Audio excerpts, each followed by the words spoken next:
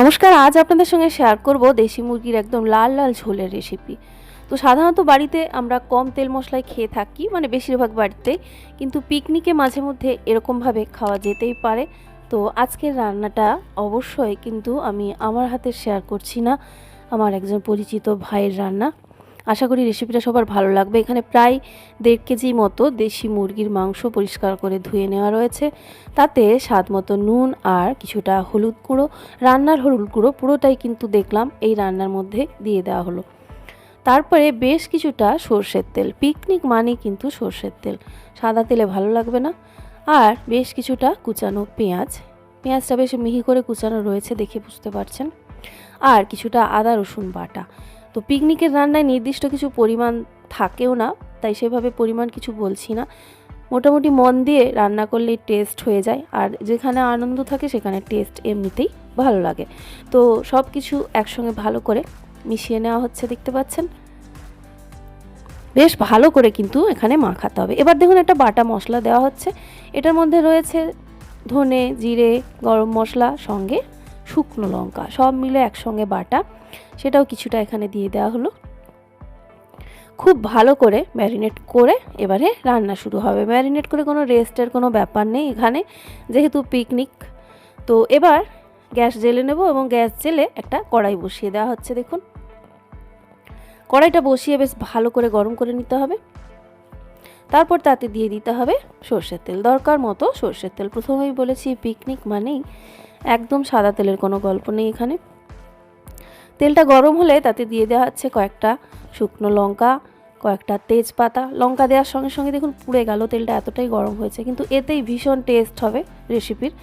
আরও কিছুটা কুচানো পেঁয়াজ এখানে দিয়ে দিতে হবে। এখানে সব মশলারও প্রয়োজন নেই, শুধু যেন মানে কালারটা আসে, সঙ্গে যেন তেল ভাসে রেসিপিতে, আর নুনটা যেন ঠিক থাকে, তাহলেই দেখবেন বেশ শান্তিতে আপনি খেয়ে নিতে পারছেন। এবং পিকনিকে কেউ বলবে না রেসিপির টেস্ট খারাপ হয়েছে। অ্যাকচুয়ালি খারাপ হয়ও না, ভালোই হয়। আর বাড়িতে আপনি যত যত্ন করেই রান্না করুন, দেখবেন রেসিপির টেস্ট বা বাড়ির লোকের কিছুতেই তাতে মন ভরে না। তো পেঁয়াজগুলো বেশ নরম হয়ে যাওয়া পর্যন্ত একটু নাড়াচাড়া করে নিতে হবে। এবার এর মধ্যে আবার কিছুটা আদা রসুন বাটা, একসঙ্গেই আদা রসুন বাটা রয়েছে। আদা রসুন না বাটতে পারলে এখানে থেতো করেও দিয়ে দেওয়া যাবে, কোনো ব্যাপার নয়। তাতে করে আদা রসুন আরও ভালো করে ভাজা হবে, রেসিপির টেস্ট আরও বেড়ে যাবে। আদা রসুনটা দেওয়ার পর আবার একটু নাড়াচাড়া করা হলো। আর সত্যি কথা বলতে কি, এই ভাইয়ের হাতে একদম জাদু রয়েছে। মানে এত সুন্দর করে মানে রান্নাটা শেষ পর্যন্ত খুন্তি নাড়া দেখলে মনেই হবে না দেখুন যে নতুন রান্না হচ্ছে, বা নতুন রাঁধুনি বা যে রান্না করে না এরকম কিন্তু নয়, মাঝে মধ্যেই রান্না করে, সেটা দেখলেই বোঝা যাচ্ছে। তো বেশ ভালো করে দেখুন মশলা থেকে তেল ছেড়ে বেরোতে শুরু করেছে। এই মশলাটা কিন্তু ভালো করে কষাতে হবে, মশলা যাই দেন না কেন কষাতে হবে ভালো করে। দিয়ে দেওয়া হলো কিছু কাঁচা লঙ্কা। কাঁচা লঙ্কাটা একটু শেষের দিকে দিলে কি হয়, ঝালটা একটু বজায় থাকে। প্রথম থেকে দিয়ে যদি নাড়াচাড়া করেন, ঝালটা অনেকটা নষ্ট হয়ে যায়, মানে লঙ্কার যে যতটা পরিমাণ ঝাল থাকে সেটা তখন আর থাকে না। লঙ্কাটা দিয়ে আরও কিছুক্ষণ নাড়াচাড়া করে দেখুন একদম তেলটা পুরো ছেড়ে বেরোচ্ছে মশলা থেকে। এরকম অবস্থা পর্যন্ত এলে এখানে আমি যে ধনে, জিরে, গরম মশলা সহ শুকনো লঙ্কা যে বাটা ছিল সেখান থেকে আবার কিছুটা দিয়ে দেওয়া হলো। পরিমাণ কিন্তু একদম কম, দেখুন মশলার পরিমাণ একেবারে কম, 1.5 কেজির থেকেও বেশি পরিমাণে এখানে মাংস রয়েছে, তাও কিন্তু মশলা অনেক কম। অল্প একটু জলটা দেওয়া হলো, যাতে মানে যেহেতু নিচে লেগে যাচ্ছিল পুড়ে যেতে পারে সেই জন্য। তো দিয়ে অল্প অল্প জল দিয়ে আরও কিছুক্ষণ মশলাটাকে কষানো হবে। টমেটো দেখুন আমরা সাধারণত বাড়িতে রান্না করলে একটু আগের দিকেই দিয়ে থাকি, তো এখানে দেখুন একদম শেষের দিকে দেওয়া হলো। এবার টমেটোটা একটু নরম হয়ে যাওয়া পর্যন্ত নাড়াচাড়া করছি, মানে নাড়াচাড়া করতে হবে। আর সেই সঙ্গে যদি মনে হয় আবার নিচে লেগে যাচ্ছে, অল্প একটু জল কিন্তু অ্যাড করে নেওয়া যাবে। বেশিরভাগ ক্ষেত্রে দেখা যায় পিকনিকে রান্না যারা করেন তারা কিন্তু সব ব্যাচেলার, তো তাদের জন্য কিন্তু আজকের এই রেসিপিটা। এবার ম্যারিনেট করে রাখা চিকেনটা এখানে দিয়ে দিলাম। চিকেনটা দিয়ে মশলার সঙ্গে বেশ ভালো করে প্রথমে মিশিয়ে নিতে হবে। এখানেও যদি মনে হয় যে মানে নিচে লেগে যাচ্ছে বা পুড়ে যাচ্ছে, আপনি অল্প অল্প জল কিন্তু একটু অ্যাড করতে পারেন, পুড়ে গেলে কিন্তু খেতে খারাপ লাগবে। এবারে দেখুন আলু ভাজার কোনো ব্যাপার নেই এখানে, একদম চিকেনের সঙ্গে যতটা পরিমাণ আলু লাগবে ততটা আলু এখানে দিয়ে ভালো করে আবার একবার মিশিয়ে নিতে হবে। একদম সুন্দর করে মিশিয়ে এবারে এটাকে একটু ঢাকা দিয়ে রাখলে যেটা হবে, দেশি মুরগির মাংস সেদ্ধ হতে একটু সময় লাগে বেশি, সেই জন্য এটাকে একটু ঢাকা দিয়ে রেখে দিতে হবে কিছুক্ষণের জন্য। অবশ্যই খেয়াল রাখতে হবে, মানে দরকারে গ্যাসটা একটু কমিয়ে দিতে হবে যাতে নিচে কোনোভাবেই লেগে না যায়। তো মোটামুটি কিছুক্ষণ একটু ঢাকা দিয়ে রাখার পরে এবার ঢাকা খুলে আবার নাড়াচাড়া করে এটাকে পুরো ভালো করে তেল ছেড়ে বেরোনো পর্যন্ত কষাতে হবে।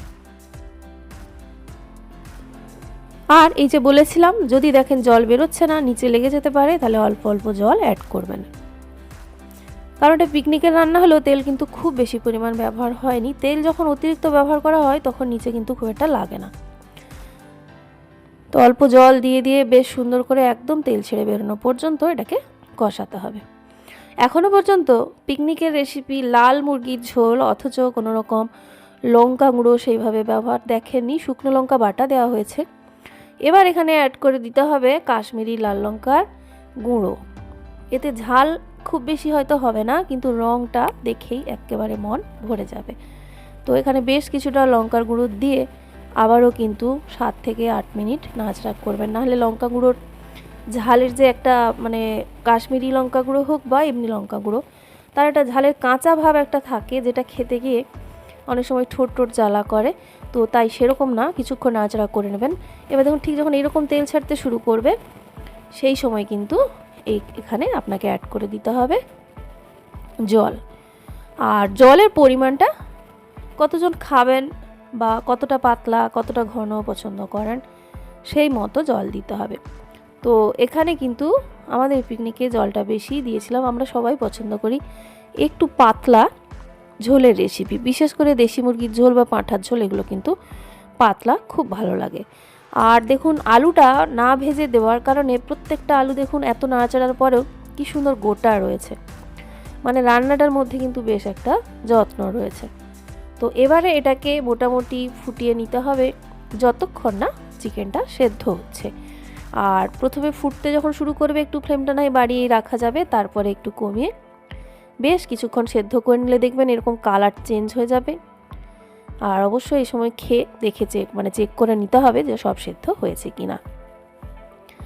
আর এইরকম একটা চিকেনের রেসিপি থাকলে ভাতের সঙ্গে একটু পেঁয়াজ কাঁচা লঙ্কা লেবুই কিন্তু যথেষ্ট, আর কিচ্ছু কিন্তু লাগে না। তো বন্ধুরা এটা ছিল আজকের রেসিপি। তো আশা করি রেসিপিটা সবার ভালোই লেগেছে। অবশ্যই বাড়িতে ট্রাই করে বা বাড়ির ছোট্টখাটো কোনো পিকনিকে ট্রাই করে কমেন্ট করে জানাতে ভুলবেন না কেমন ছিল আজকের রেসিপি।